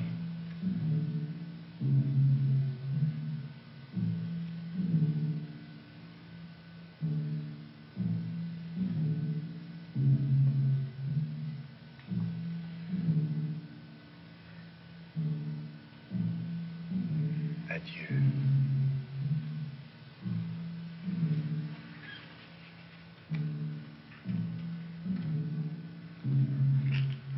Marchons, messieurs. Non! C'est une folie. Si l'on croit égorger aisément, on oublie que je suis là. Messieurs, messieurs, épargnez-nous! Voyons comment faut-il qu'on vous parle. À genoux. Didion de savoir qu'il faut que je vous suive. Ils ne vous tueront pas s'ils veulent que je vive. À ma tombe, plutôt accoutume tes yeux, embrasse-moi. Vois-tu mort, tu m'aimeras mieux. J'aurai dans ta mémoire une place sacrée. Mais vivre près de toi. Vivre l'âme ulcérée. Au ciel, moi qui n'aurais jamais aimé que toi, tout le jour. Peux-tu bien y songer sans effroi? Je te ferai pleurer.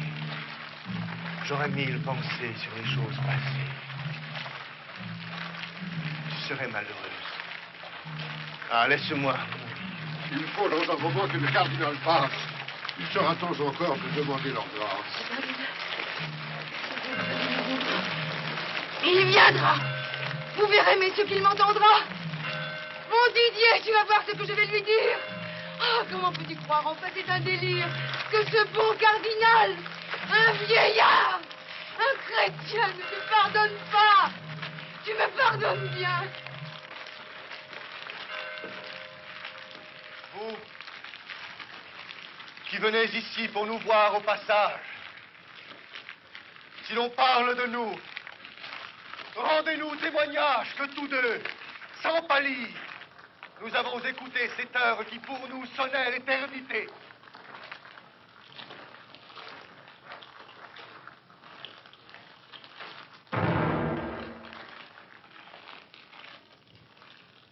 Au nom de votre race, grâce pour eux, mon Seigneur. Pas de grâce.